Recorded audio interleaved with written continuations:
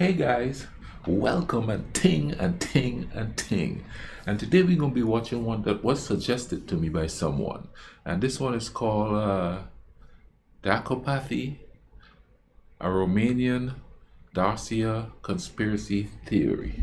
Okay, let me drop a disclaimer here because it have the word conspiracy theory in there. I'm just reacting to the vibe. I don't know what it is. I haven't watched it yet. It's not an endorsement of any theory or conspiracy theory or anything. I'm just watching it, all right? Somebody said I'll be interested since I want to find out about the history of stuff. Let's look at some conspiracy theories that evolved from that history there. Let's go ahead and YouTube and simmer and see what go on with this here, all right?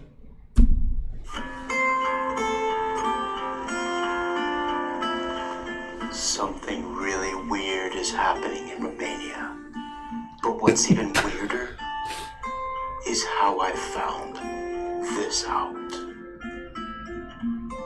1 year ago, I published a video about a pre-Roman language, the Dacian language, spoken in what is today basically Romania.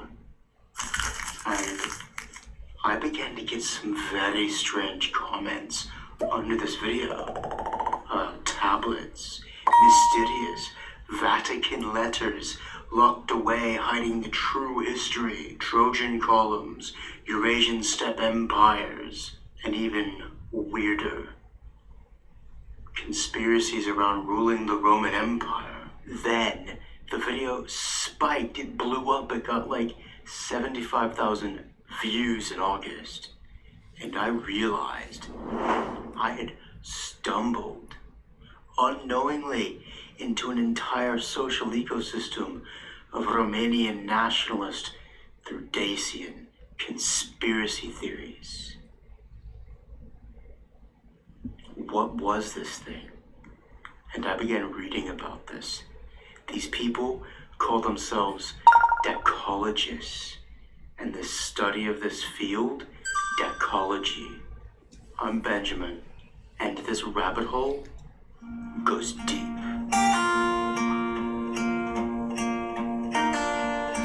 Well, this is quite interesting. Now, this video that spiked was about language, the extinct Dacian language, and the fact that I said it was extinct, which is true, made people, some of them, really angry. And I couldn't figure out why they actually believed this. So I dug into this and found this whole world of Dacopathy. These people that have fetishized Dacia and Romanian identity and culture as if it comes from this. Without any writing or evidence, they think Latin comes from Dacian and that there's hidden letters in the Vatican and hidden history being concealed from them. It's bonkers. You know, I've noticed here recently that conspiracy theories seem to have taken over the world, man. I mean, in America here, there's just so many conspiracy theories. I mean, if somebody sneezes, there's a conspiracy theory to that. It's crazy how that's just taken over the world, you know. Conspiracy theories about who ruled the world, conspiracy theories about one world order or a new world order, Illuminati, and just all those conspiracy theories, you know, about one group of people is ruling the world and they pull the strings of everybody, you know what I mean? They're all powerful and, you know, they do this and they do that. Do I believe in a lot of that stuff? I don't know. Personally, I just want to live, enjoy life, live in peace, at least some motive of peace. You understand what I'm going to say? And a lot of people, including politicians, or mainly politicians, they use people's capacity to believe in conspiracies to further their own political gain, their own financial gain, and everything like that. And I think, in a certain sense, that's what makes conspiracy theories so dangerous. It's not the question is of whether they're right or wrong. The question is of the people who are going to take advantage of those theories to further their own agenda, if you will. No, like I said, I'm not for or against them. I'm not for them. I'm not against them. I just acknowledge the fact that they're there. And sometimes you have to pay attention to them, you know what I mean? Because at some point they're gonna have some kind of power. Most won't, but a lot will, you know what I'm saying? And you could see it here, you could just see it here, you know what I mean? The conspiracy theories are so rampant here in this culture right now. It's unbelievable the things people, like this dead man is going to come back alive and he's going to rule the country, or it's not really that person ruling the country. It's just an actor that's up there, and this is the actor that plays him, and some real crazy stuff. You know what I mean? So to me, it is. To them, it seems perfectly logical, and I'm not going to look at them and say they're stupid or they're ignorant or illiterate or uneducated. Believing something is a whole different animal compared to just being there and people just thinking it's there. You know what I'm saying? Let's get that movie. This Dacopathy has shifted over different periods of Romanian history. Under classical liberalism, it was born.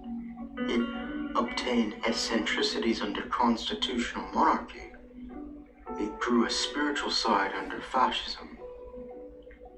And under communism, it became a national centralizing ideology. And then through social democracy, it developed media tentacles. So before I can show you that Latin and the Romance languages do not come from Dacia,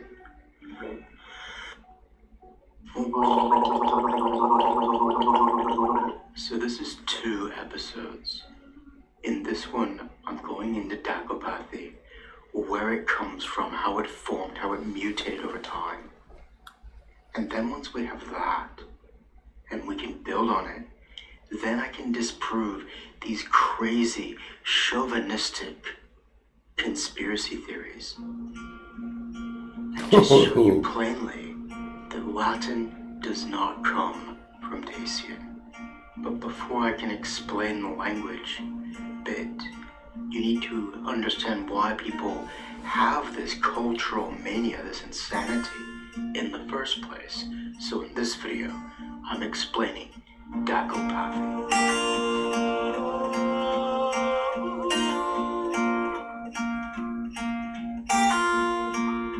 What is phantasmagoria? Optical illusions produced chiefly by a magical lantern or imagined imagery. This phantasmagoria was a word used by Titu Maiorescu, this fellow. In the 1880s, beards with a bow tie were very much stylish. But long before then, he had founded a literary society, Jumanea, the Youth, in 1863. Now to the timeline, because you need to know what was happening in this time period as this idea grew to understand how it changed. So in 1848, there was a failed revolution in 2 of the 3 principalities of Romania. In 1849, those 2 principalities, Wallachia and Moldavia, became an independent nation. That's important because this was happening right at the moment of romantic nationalism. Over the next 2 decades, Romania becomes a monarchy with a German king. Then in 1907, there are peasant revolts that just shake and split the country. Going all the way to 1919, through this period, there are these revolts and there are wars, the First World War. And Romania invades Transylvania and expands territory. From 1919 to 1940, it's Greater Romania, Romania More. And in this period, you get upheavals, you get fascists trying to destabilize the government and throw it over. You actually get fascists in World War II taking over of different factions. And then after this catastrophe, from 1947 to 1989, you have communist dictatorship, essentially. No rights. So, this idea of Dacopathy that I'm getting to changed throughout each of these regimes. So during this time in the 1860s, with this newly independent state, people were trying to assess what would be the groundwork, the bedrock of the Romanian culture.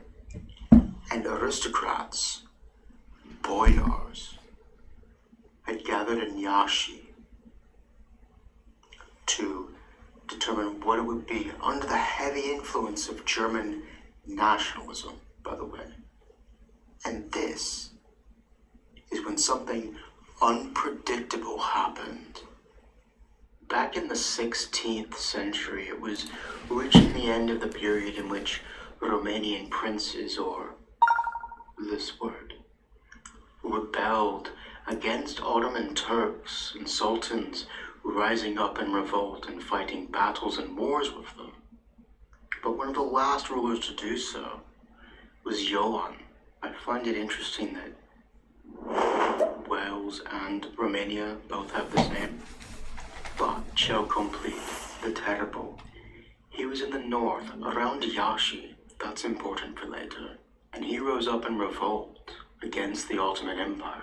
What this prince did is he went around bullying, killing some of the boyars, the aristocracy, bullying them, in some cases killing them, to make them loyal to him. The fact that Ioan the Terrible killed boyars had long-lasting repercussions, because 300 years later, descendants of these very boyars in this Jumanea society were sitting around a table in Iași, trying to decide and lay down the cultural foundations of this new Romanian state. When a man walks in, named Bogdan Petrececu Hajdeu, and he says, no, he was not Ioan the Terrible. Ioan the Brave, this word. And Hajdeu publishes a monograph, basically a fancier old-fashioned way of saying a reference book, on this voivode, this ruler, Ioan the Terrible. They don't like this. He's praising the man who killed their ancestors, calling him a great patriot. And a rip opens up between them within this society. This conflict between him and the Jumanea society causes him to seek out allies. He's siding with the then liberals of the time. The Jumanea society is siding with the then conservatives.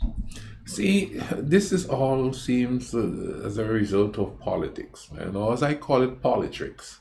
Politics messes stuff up, man, you know? They get people siding against each other and, you know, each proclaiming whatever belief they have will work for the people.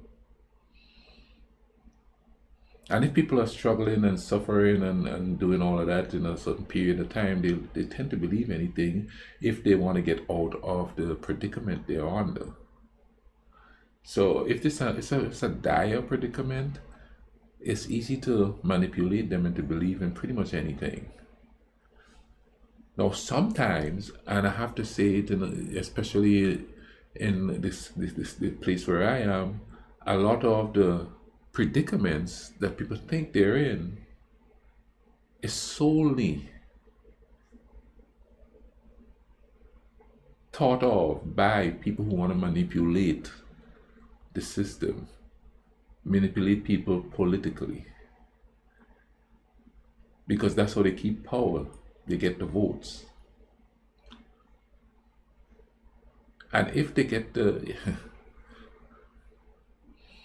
if somebody dedicate their life to politics, right?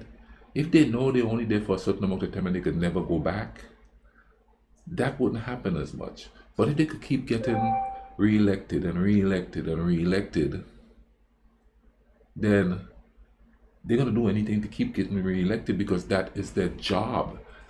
It's not so much so after a while their quest to help humanity. It's their job. They're trying to keep their job. And being a politician have afforded them a certain lifestyle that they know they won't be able to get anywhere else in any kind of private sector. And even though in some systems, big businesses lobby and do all of that, so they pretty much control governments. That's a fact. That's not a conspiracy theory there. And they, they do favors for these politicians. Then they're not really serving anybody but who is paying them. What's that old saying? Hey, nobody would bite the hand that feeds them. Now, are the people doing that evil? I wouldn't say they're evil. To them, in their mind, is survival to maintain the lifestyle that they have. You know what I'm saying? Just like a poor person or somebody who have nothing whatsoever go out and steal something. They're trying to maintain what meager lifestyle they have. Survival. It's just a different level of survival. And I'm not by any stretch of the imagination condoning what they do. I'm just saying it depends on what you perceive your situation to be. If you think you're going to lose everything, and if you have that's all. But you know what? Come to think about it, even if you have everything, if you think that way, you really don't have anything because you think you could lose it at any point, so you'll do anything to keep it. And if it means trampling on some people, you're going to do it. Same thing with a poor person who don't have any food or any money or anything like that. He's going to go get food by any means necessary. Now, is he greedy? Or is the guy who have a decent life, is he the greedy one? Who is greedy? And I'm just asking questions here. You know what I mean? I'm not saying that's the way it is per se. We got to think about it that way. We got to put in the human element in there and how we think, depending on our social stance or the structure of our social lives in whatever system we live in, and it could happen in any system. Period. I mean, I've lived through quite a few different ones: colonialism, communism, socialism, capitalism. You know what I mean? In my short life, I've experienced and lived to a certain degree each and every one of them. And quite frankly, how I see it, this is how I see it. Any kind of political system is pretty much based on a small group of people believing they know how to control, how to relegate life as we know it, if that makes any sense. And I'm talking about, economically and culturally, this is the way it should be. You know what I mean? And then it's their job to convince people that that's the way it is so those people could keep voting for them. So then you have to stop and ask yourself what is real and what's not real. Who is really trying to help the people, or who is just really trying to help their people, their ideas? Because then people will be talking about, oh, I'm helping my people, but in essence, they're helping themselves. And their people is them and their children, immediate family and stuff like that. That's who they're trying to help. Not in every case, but in a lot of the cases, you understand? That's why there's so much corruption in government. That's why there's so much corruption in politics. See what I'm saying? Let's get back to the video here. But he finds two friends to help him piece together where Romanians come from. The first, Alexandru Zenopol. He's much more of a Romanist, but he's open to Daco-Romanism, that the culture's fused with a bit of good feeling toward the Dacians, which is not felt by the Jumanea society so much, though they do romanticize the kings. Meanwhile, the Jumanea, under T2, with poets like Cezar Boyac, an anti-Semite, and national poet Mihai Eminescu, say proudly, "We are Romans." And this is when Hajdel begins his Etymologicum Magnum Romanii, though he only gets to letter B because of his insane entries. It would have taken him like 90 years to complete it, but I mean, they finally just revoked his post because he kept entering in random folk tales with little basis in reality to boast up a prehistoric Romanian people. He even creates this entry in this encyclopedia about Basarab, the founder of Wallachia, the first independent Romanian principality, essentially, and says that he traces his lineage back to the kings of Dacia, which is complete and utter fantasy. But Hajda gets weirder. Later on, there would be an historian and archaeologist named Vasile Prevan, and he was quite good at going around digging up Dacian sites, but being moderate and non-romanticized about it. I mean, he was a bit tilted toward them, but he wasn't crazy. And in this period, there were some tablets. They're called the Sinea tablets, found in 1875 at a neo-Renaissance castle, Peleș Castle, being built for the king. And there was a gold treasure composed of several tablets found with lead tablets, written in an unknown language and said to be the chronicle of the Dacians. These lead tablets were almost identical to lead tablets found at a local factory a few miles away, and the symbols were highly similar to those used in other Victorian age fantasies across Eastern Europe. Vasile Prevan says that Hajda forged these, and he did forge other documents trying to twist history into this narrow prison of ideas. Now, why would he do this, and why do this then?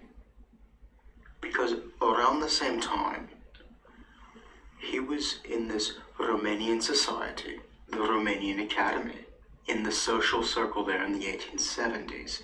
It's a cultural form to promote Romanian culture. And he would have been around a man named Nicolae Dinsișanu, whose ideas are even weirder than Hajda. And these two coming together against the Jumanea society is when Titu Mărescu uses that word, phantasmagoria, to explain their, well, silly ideas. Phantasmagoria.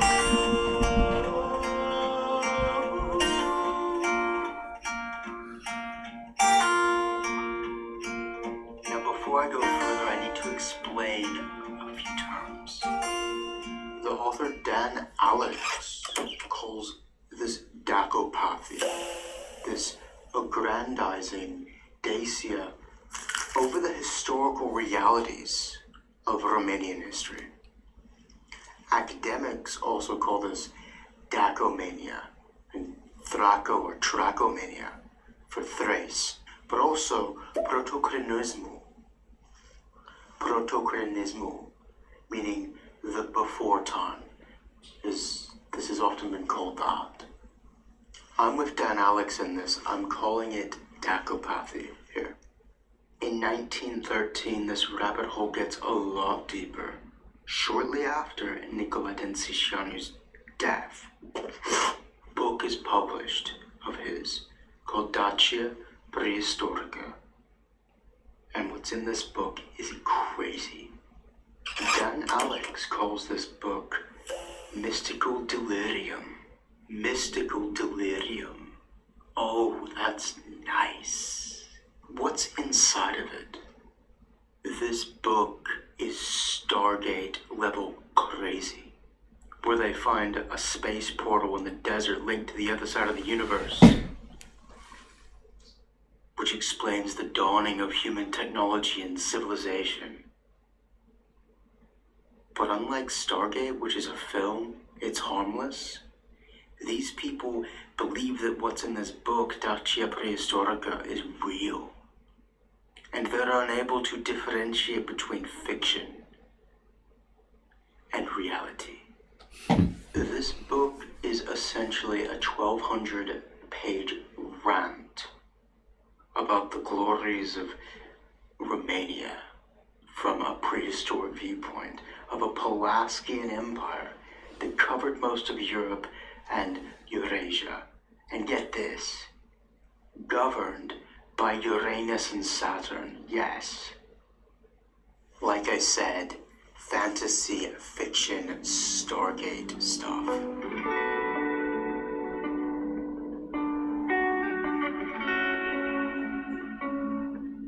He also puts forth a theory that Latin, as in the Romans, was a dialect of Dacian, and that Dacians had migrated to Italy at some point in the past.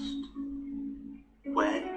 Who knows? And laid the foundations of Rome. Do you remember that archaeologist, Parvon, I mentioned? This is what he had to say about it. Nicolae Densișanu wrote his fantastic novel, Dacia Prehistorica, full of mythology and absurd philology, which at its appearance aroused an admiration and boundless enthusiasm among lay Romans, that's common Romans, for archaeology. But where did this word Pelasgian come from? Pelaskios is ancient Greek, and there are a couple writers who vaguely mention it to suggest that there were people before the Greeks, scattered around the Aegean Sea mainly, but a bit into the mainland. And this is probably a faint pre-Indo-European echo. But Densișanu claims that this was a Pelasgian empire founded in 6000 BCE, 8,000 years ago.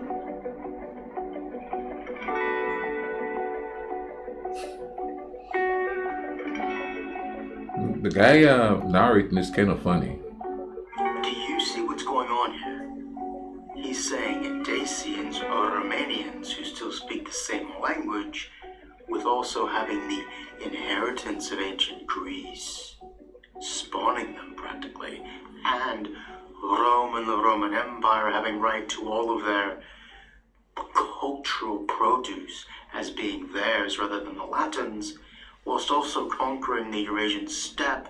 This is chauvinism in every sense of the word. And when was this empire? 8,000 years ago. Really? But the key is when this book, popular at the time, came out, this was just on the cusp of the First World War. And needing to be secure in their new nationhood still. With wars on all sides of them raging, many common Romanians latched onto this because it provided easy solutions to complex answers. That's always a dangerous thing. With peasant revolts and a world war erupting around them, it became an easy way to find a great nationalism to sturdy their emotions. And far-right, Eastern Orthodox, a type of Christianity, nationalists, saw this, took it in and said, we can use this for our own means, because... Man, that sounds so familiar. See, you're repeating it again. That was history repeating itself. Because a lot of the conspiracy theories, and again, I'm not saying they're right or they're wrong, I'm just drawing parallels to history and now. It's like people would believe anything right now that would make them feel comfortable or safe or superior to others. A lot of people are always here telling me, did you see this this video here? You know, it talks about this, or you seen this video here. I don't watch those videos, man. You know what I mean? It's like, it's the ones now.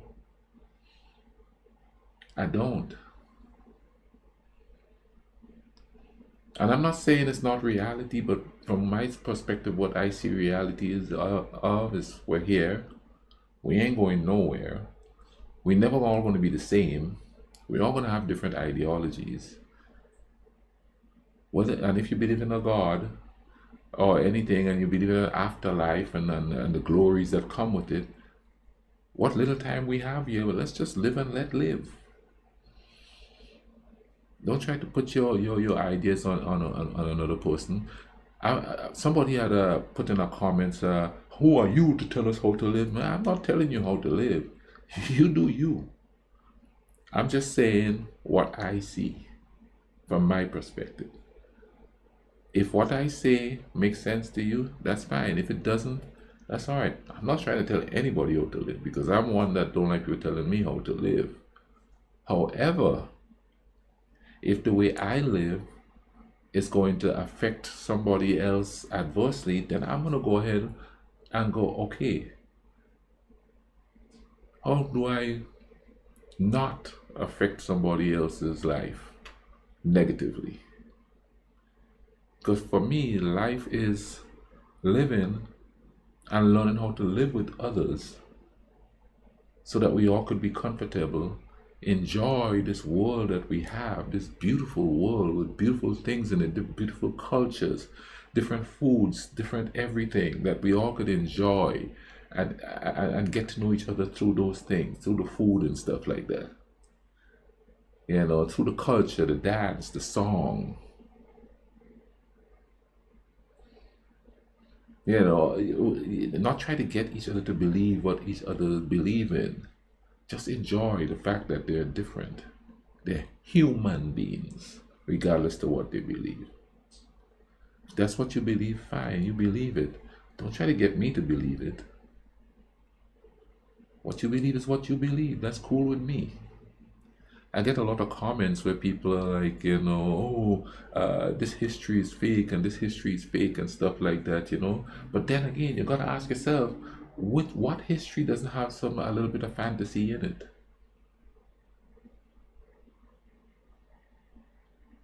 What ancient script doesn't have a little bit of fantasy in it? The question is the fantasy that's in there detrimental to the human race as a whole? Or is it something we could use to make us live in peace and tranquility? You understand what I'm saying? Thing? I guess it's always been like that, and everybody's got this warlike mentality. You know what I mean? Oh, these people are evil, these people are mean, these people are this, and then you go to the place and it's just a bunch of working class people trying to make ends meet, generally speaking, in most cultures. So I'm not going to blame an ordinary working man who has been influenced by someone who have their own agenda, who wants to maintain their own lifestyle. Because you have to have something to believe in. If you don't have any power, you got to believe in something. I choose to believe in human beings to the point that we're generous. We have the capacity to love each other, and that's the direction we should go in. I'm no better than anybody else. I'm out here working paycheck to paycheck, trying to make ends meet myself. You don't hear me complaining about it. Because everybody else is going through it. It's how we deal with it. And in turn, how we deal with each other while we deal with it. Do we trample one another? Do we make draw lines and say, this is me, it's mine, and I should have it and you shouldn't? Because history in and of itself tells us that demographics change, land masses change. All those countries that were once one country is now a bunch of different countries. And somewhere in the future, that's going to change too. Names of countries change. And that's just the way it is. Maintaining the culture, that's important. And it's important not so that you have an identity only, but so everybody else could enjoy it. You know what I mean? They don't try to take it over. Everyone, and if you notice too, if a country is it's got different tribes or different ethnicities of people there, those cultures sort of mesh into one another and create a whole new culture out of it. Is that a bad thing? I don't think so. That's something we're not going to be able to stop. It's going to happen regardless of what you say. People are going to bring their own culture within yours, and you know what I mean? It won't completely dilute your culture, but it's just going to add to it.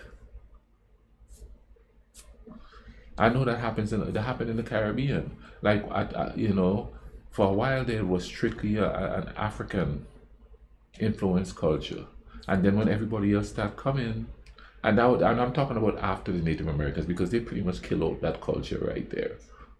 But now in some of the islands, there's an East Indian culture that's part of it, and a lot of the food there now is a merger of both cultures.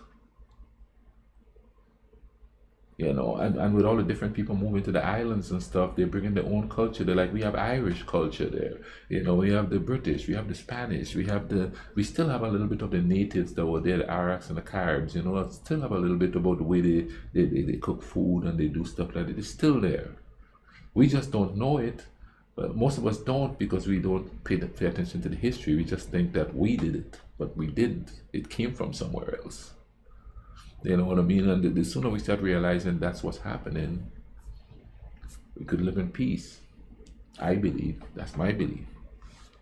That's the way I see things. You understand what I mean? And I ain't trying to tell you to see it that way. That's not the plan at all. You know, I watch the videos, I react to it, and I tell you how I see it. Live your life. I'm going to live mine in peace. And I'm going to love as much people as I can. Even if you hate me, I'm going to love the bejeebers out of you. That's just the way I am. You know what I mean? It's because if you hate at me, I must spew love back at you. Because that's what makes me happy. It's just the way it is.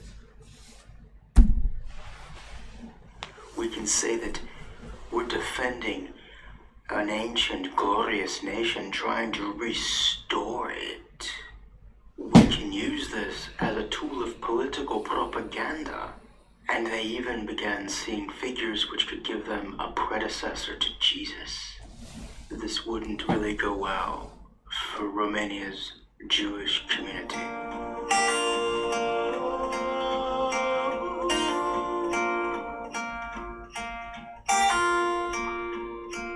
From 1919 to 1946, Romania changed its leader 29 times, including this guy.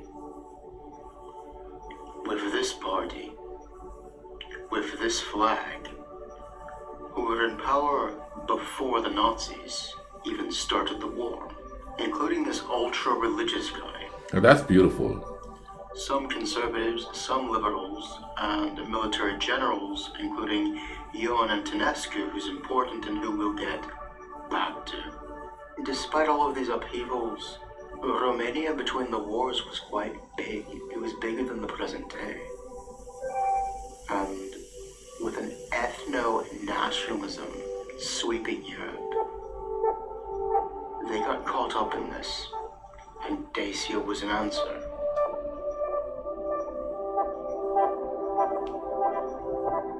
And at this time, a man named Mircea Eliade comes onto the scene with the Iron Guard. The Iron Guard, basically a fascist group trying to semi-legally overthrow democracy with the occasional illegal action, violently, against the democratic government to establish a Christian state. Now, I'm not knocking Christians at all, but there's a type, especially in this period, that latch on to fascism. Think Franco in Spain, that version. And in this hybrid of religious fascism fervor, the Iron Guard launches an uprising under the Legion in 1941. And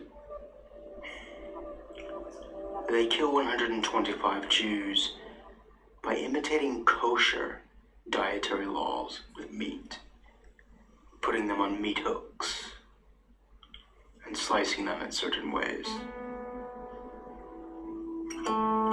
That's horrific. Yeah, what the...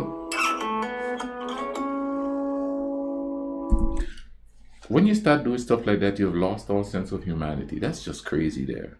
I don't care who anybody is, man. Jewish, Arabic, African, Asian, nobody deserves to be treated like that. Like nobody. But we keep doing it to each other. And for no real good reason. Oh, you're different. You know, oh, they like to put political reasons and religious reasons and all of that. But when it comes down to it, it's just like, if it's another human being and you're doing that, you really don't have a reason for doing that, except that you're just not right in the head. Now, I've had some comments about the I am God, and some people say they're not, that they weren't, they were painted in a bad light for certain reasons or whatever. I don't know. As a matter of fact, the first time I heard of the I am God was when I was researching this year. Now, history is important. It is. It's absolutely important. But it's not important for us. So the importance of it is not for us to use it to maintain dominance over other people. It should be so that we won't make the same mistakes over and over again. But we keep doing the same thing over and over again. And every time you do an atrocity, it could be 20, it could be 30, it could be 100 years later, somebody's going to come up, remember what you did to my people, and then boom, somebody's acting crazy again. Instead of saying, remember what you did to my people, let's not let it happen again, let's sit down and talk. See how we could find some common ground so we could live together. And I'm not saying people aren't doing that, but the people who are doing that are usually drowned out by the people who doesn't want that. They want to be separate from everybody else because they think somebody's inferior to them.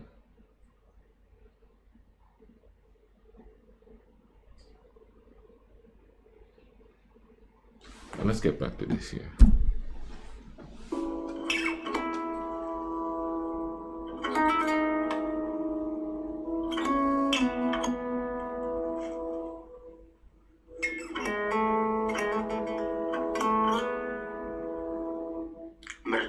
Even meets Nazi philosopher Carl Schmitt. Carl Schmitt was not a nice guy. Nazis were deeply mystical in their ideas, and so is this Dacopathy. I'm not saying they're linked, they just share a common trait about ancient mystical origins.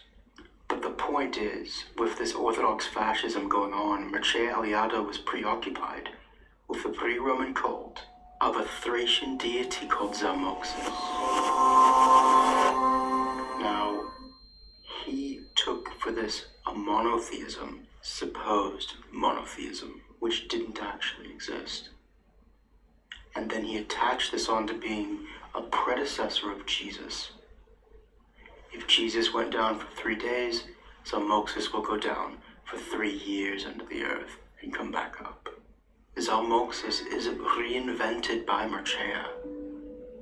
He creates rites, initiation ceremonies that pre this, there's no true evidence they existed. And why?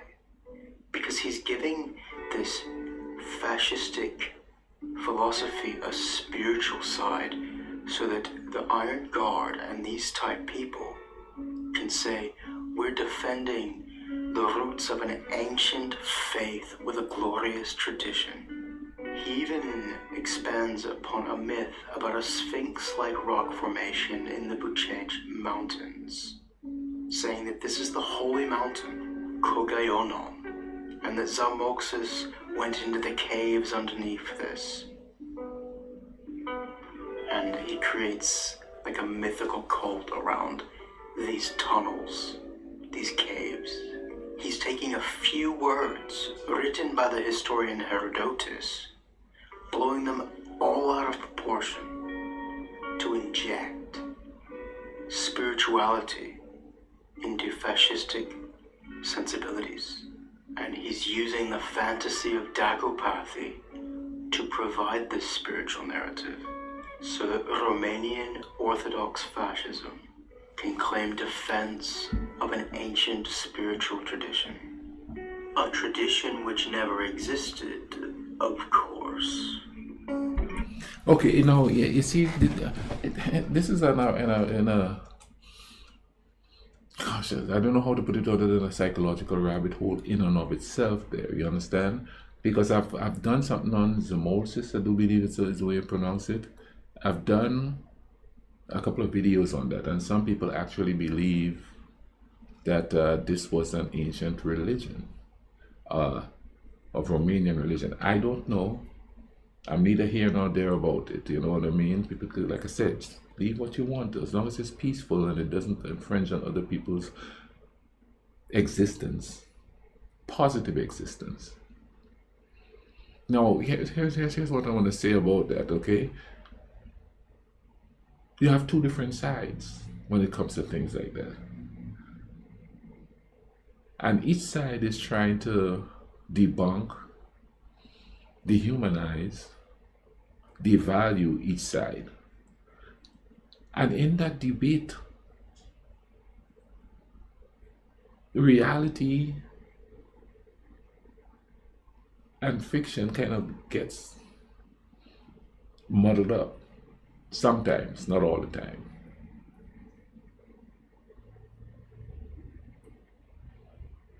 So we should just believe in each other, treat each other with respect,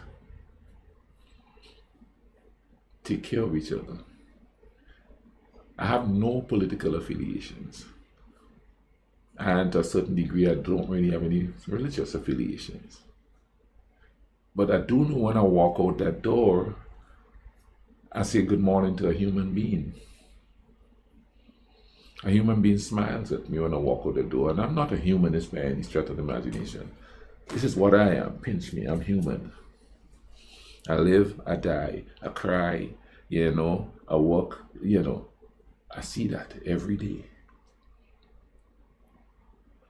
We let ourselves get divided by all these ideas and everything like that, and then we fight against each other, and then none of us is happy. Because we don't see each other as human beings. We see us as what we believe. We see us as, a lot of the cases, what history portrays us to be, even though we may be different right now. Even though we all may say we want peace right now, we're still judged or seen by our history.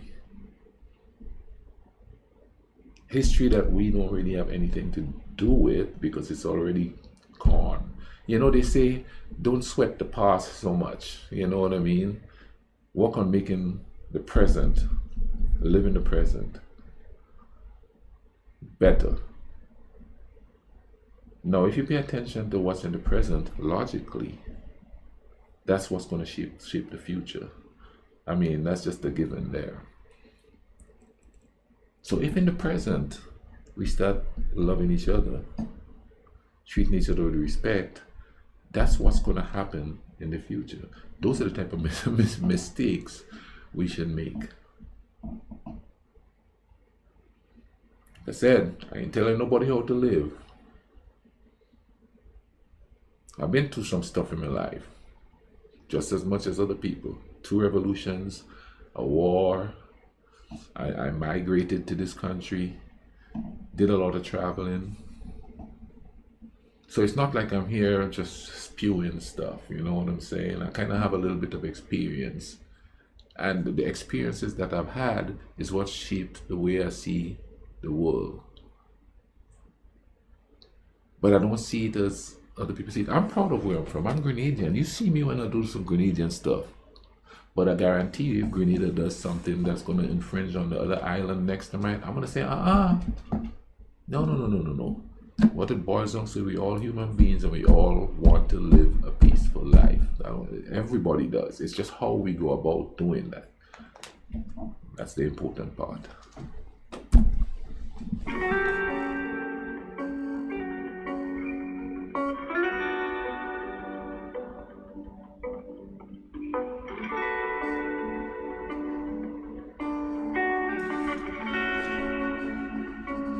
But getting back to Ion Antonescu, this military general who rules Romania toward the end of the Second World War, Mircea Eliade likes this guy, and so does a young man, Iosif Constantin Dragan, who goes to Italy to found an export company, helping the Mussolini regime, the fascists. As the communists are taking over Romania, he's not allowed back in, and he's smart enough not to go back in. He stays in Italy and begins setting up a network of Dacomania people. It spreads from Italy to New York. He's building a network outside of Romania to push this ideology.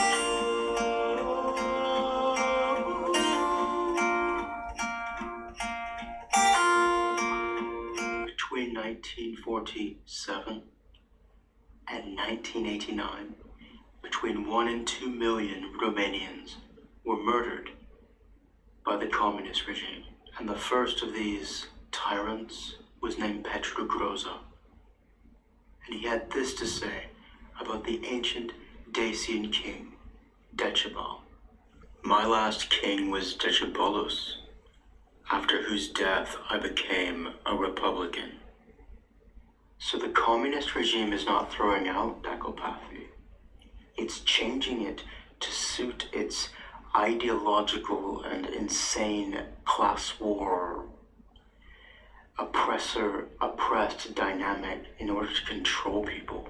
And the communists go back to hardstyle fighting against the boyar aristocracy as proof of their being right in this, that this Dacian glorious age is about being anti-imperialist and anti-West, and eventually anti-Soviet.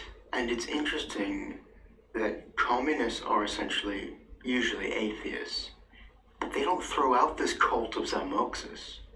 They use it to infuse a spiritual cult of propaganda around their leaders.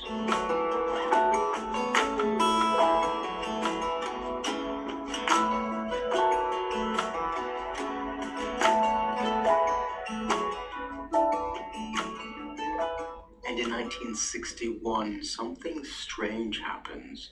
3 tablets are found at a Neolithic site of the Vangcha culture, basically 7,000 years ago.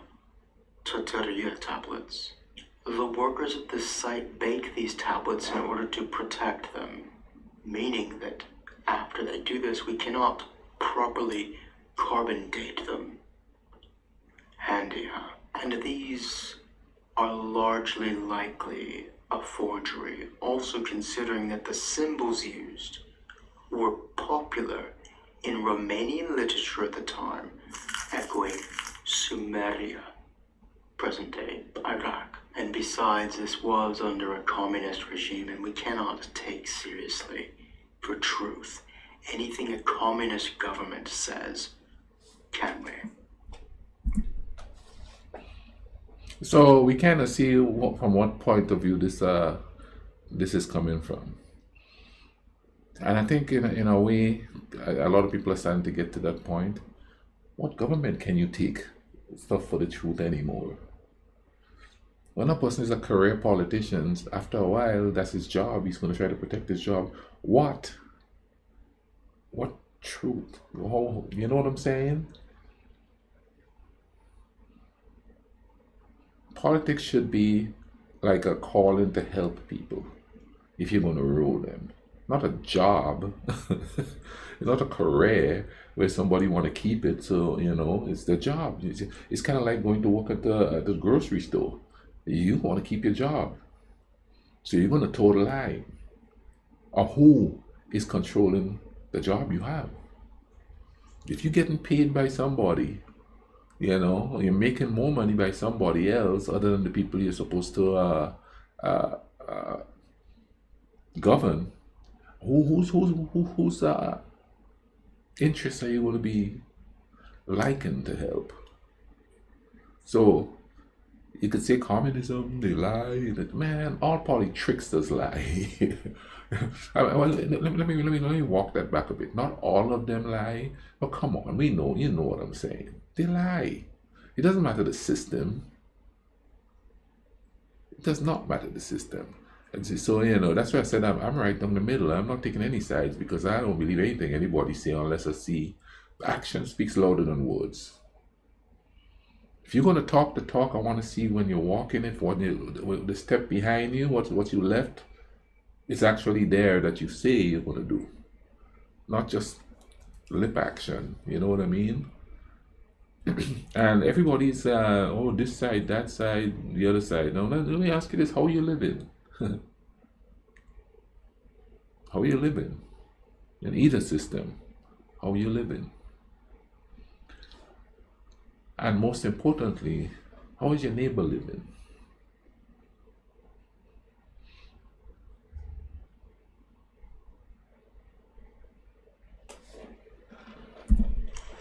No. When Russia, or at that time the Soviet Union, succeeded to expand its insidious communist ideology over Eastern Europe, Romania managed to succeed in keeping a bit of arm's length, a bit of independence for Moscow. And they wanted to expand this further. So they dug into this Dacian identity, creating a national fervor of a glorious past that was neither Slavic, like Poland, Ukraine, Czech, Russia, and neither Romanized, like the imperialist West. This era is the beginning of what is called national communism, and they turned inward and used this romanticized Dacia in a new kind of Romanian communism to murder their own people with Dacopathy. Comment down below. Tell me if this is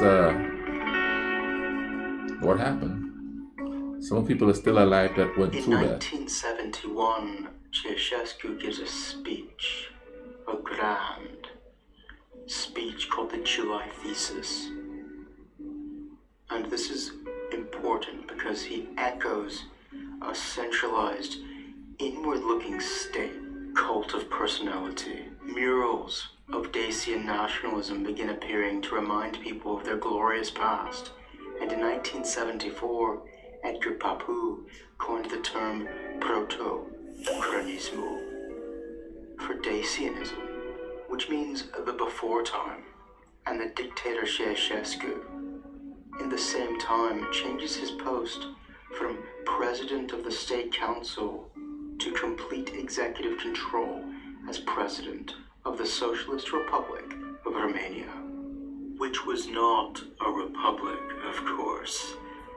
And whatever Ceausescu said was law, and he began building on this idea of a pre-Roman Dacian state, changing its history to shape it as being highly centralized and controlled by a strong figure revolting against imperialism and decolonization to control his people in his grip. In 1980, an epic film was created called Burebista about the Dacian king, Burebista. They use this Sphinx rock formation. This Dacian mythology is shaping how the regime makes people see their own country. And I must quote Vladimir Tisminianu in this. He says, regarding the power with these Dacopathic ideas, proto-Cronism was the party-sponsored ideology that claimed Romanian precedence in scientific and cultural discoveries. It was actually the underpinning of Ceausescu's nationalist tyranny.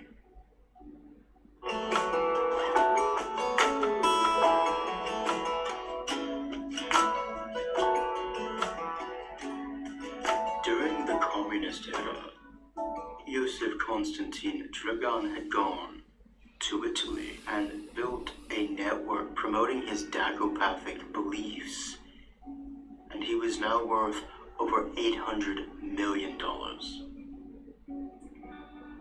Through the Dragan European Foundation, he's able to seed this further into Romania, claiming Dacia had spawned all of European culture. And now with the communists gone, he began investing directly into Romania, pushing these ideas using media outlets.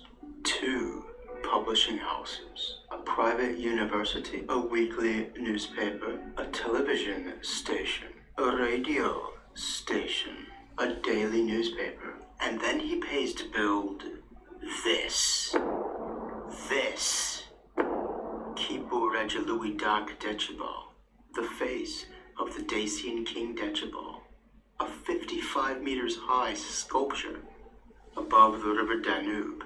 It took 10 years to dynamite this thing out and carve then by hand. 12 sculptors. Now I'm not doubting how glorious this thing looks. It's awesome, but it's also crazy.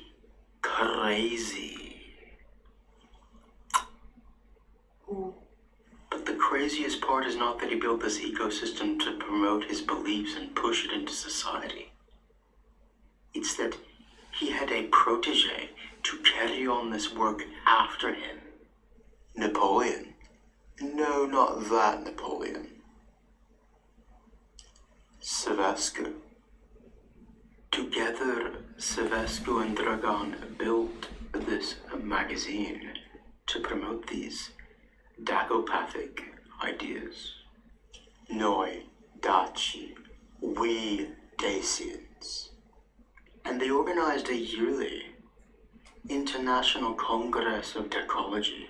These people think there was an invasion of India from Carpathia, the mountain ridge in the middle of Romania, and that the Dacians, in conquering India, formed the Indo-European languages, which then spread throughout. So they're going before Latin now in this. It's bonkers. And don't get me started on these time tunnels underneath the Sphinx and Egypt, mirroring them to create the Sphinx in Egypt. It's crazy. Crazy.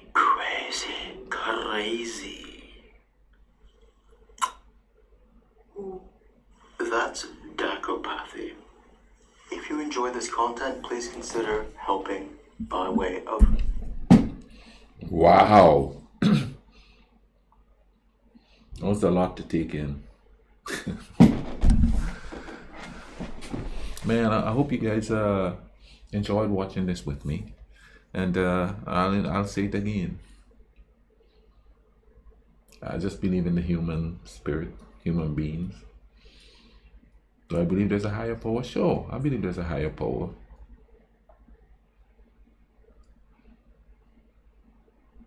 But man, I could hear my neighbor moving in there next door. Hard-working lady.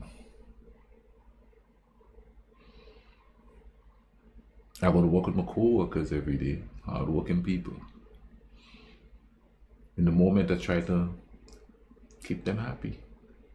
Make them smile.